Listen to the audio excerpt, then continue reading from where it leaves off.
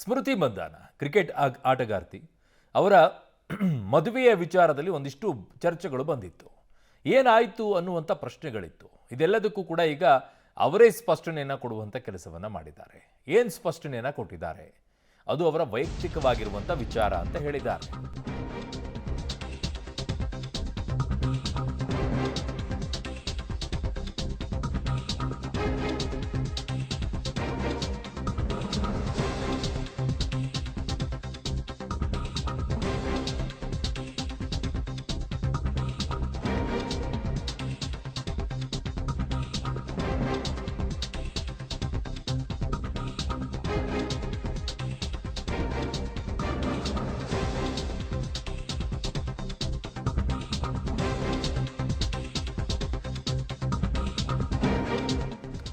Cricket ಆಟಗಾರ್ತಿ ಸ್ಮೃತಿ ಮಂದಾನ ವಿವಾಹ ರದ್ದು ವಿಚಾರ.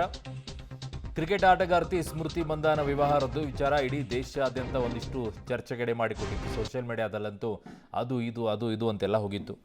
ಕೊನೆಗೂ ಕೂಡ ಈಗ ಮೌನವನ್ನು ಮುರಿದಿದ್ದಾರೆ. ನಾನು ತುಂಬ ಖಾಸಗಿ ವ್ಯಕ್ತಿ, ಈ ವಿಷಯವನ್ನು ಇಲ್ಲಿಗೆ ಮುಗಿಸೋಕೆ ಬಯಸ್ತೀನಿ. ಎರಡು ಕುಟುಂಬಗಳ ಗೌಪ್ಯವನ್ನು ಗೌರವಿಸಿ ಅಭಿಮಾನಿಗಳಿಗೆ ಮನವಿಯನ್ನು ಸ್ಮೃತಿ ಮಂದಾನ ಮಾಡಿದ್ದಾರೆ. ಭಾರತಕ್ಕೆ ಆಡುವುದು, ಮತ್ತಷ್ಟು ಟ್ರೋಫಿ ಗೆಲ್ಲೋದು ನನ್ನ ಗುರಿ.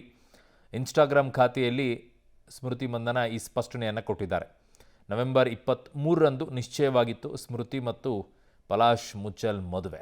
ಬಟ್ ಈಗ ವಿಚಾರದಲ್ಲಿ ರದ್ದಾಗಿರುವಂಥ ವಿಚಾರದಲ್ಲಿ ಅವರು ಕೊನೆಗೂ ಕೂಡ ಮೌನ ಮುರಿದು ಹೇಳಿದ್ದಾರೆ.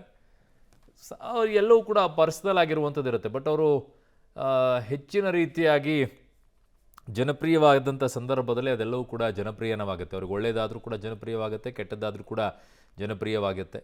ಒಂದು ಸಲ ನಾವು ಆ ಫೇಸಿಗೆ ಬಂದುಬಿಟ್ರೆ ಮುಗಿದೋಯ್ತು.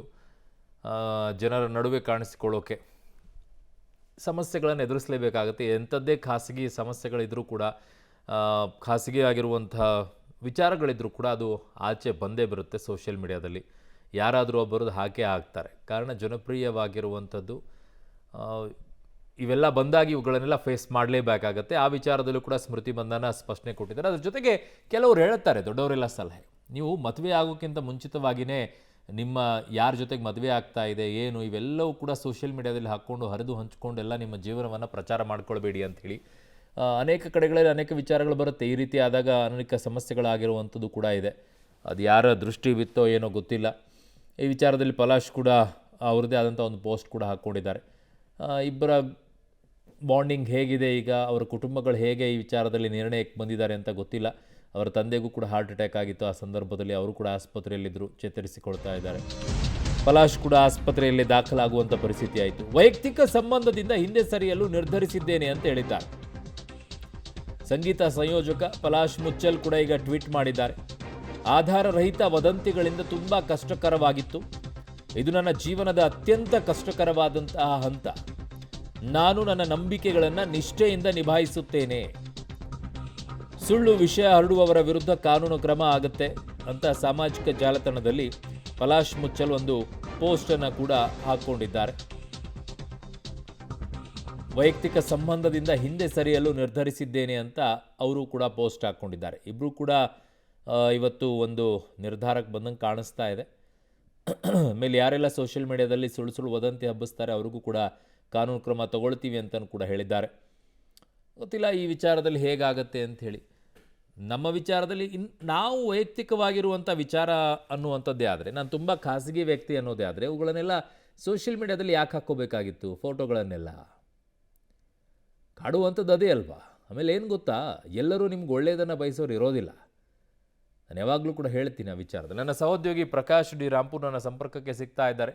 ಪ್ರಕಾಶ್, ಈಗ ಒಂದು ಕ್ಲಿಯರ್ ಆಗಿ ಸಿಗ್ತಾ ಇದೆಯಾ, ಇಬ್ಬರು ಕೂಡ ದೂರನ ಅಥವಾ ಮದುವೆ ಆಗೋ ವಿಚಾರದಲ್ಲಿ ಏನಾದರೂ ಇದ್ದಂಗೆ ಕಾಣಿಸ್ತಾ ಇಲ್ಲ? ಈಗೆಲ್ಲ ಪೋಸ್ಟ್ಗಳನ್ನು ನೋಡ್ತಾ ಇದ್ರೆ ಆ ಕುಟುಂಬಗಳೆಲ್ಲವೂ ಕೂಡ ಮಾತುಕತೆಯನ್ನು ಮಾಡ್ಕೊಂಡು ಒಂದು ನಿರ್ಧಾರಕ್ಕೆ ಬಂದಿದ್ದಾರಾ? ಏನು ಡೀಟೇಲ್ಸ್ ಸಿಗ್ತಾ ಇದೆ ಪ್ರಕಾಶ್? ಅರುಣ್ ಬಡಿಗೇರ್ ಮದುವೆಯ ವಿಚಾರದಲ್ಲಿ ಪೋಸ್ಟ್ಪೋಂಡ್ ವಿಚಾರ ಆದ ಬಳಿಕ ಯಾವುದೂ ಕೂಡ ಒಂದು ಸ್ಪಷ್ಟನೆ ಇರಲಿಲ್ಲ. ಇವತ್ತು ಇಬ್ಬರು ಕೂಡ ಒಂದು ಇನ್ಸ್ಟಾಗ್ರಾಮ್ ಖಾತೆಯಲ್ಲಿ ಒಂದು ಸ್ಪಷ್ಟನೆಯನ್ನು ನೀಡಿದ್ದಾರೆ. ವೈಯಕ್ತಿಕ ವಿಚಾರಗಳಿಂದಾಗಿ ನಮ್ಮ ಸಂಬಂಧವನ್ನು ಕ್ಯಾನ್ಸಲ್ ಮಾಡ್ಕೊಂಡಿದ್ದೀವಿ ಅನ್ನುವಂಥದ್ದು, ಅಂದರೆ ಮದುವೆಯನ್ನು ರದ್ದು ಮಾಡ್ಕೊಂಡಿದ್ದೀವಿ ಅನ್ನುವಂಥದ್ದು ಈಗ ಇಬ್ಬರು ಕೂಡ ತಮ್ಮ ಖಾತೆಯಲ್ಲಿ ಪೋಸ್ಟನ್ನು ಮಾಡಿಕೊಳ್ಳಲಾಗಿದೆ. ಈ ಮೂಲಕವಾಗಿ ಫ್ಯಾನ್ಸ್ಗಳಿಗೂ ಕೂಡ ಒಂದು ಕ್ಲಿಯರ್ ಮೆಸೇಜ್ ಕೂಡ ಹೋಗಿದೆ, ಈ ಮದುವೆ ಕ್ಯಾನ್ಸಲ್ ಆಗಿದೆ ಅನ್ನುವಂಥದ್ದು.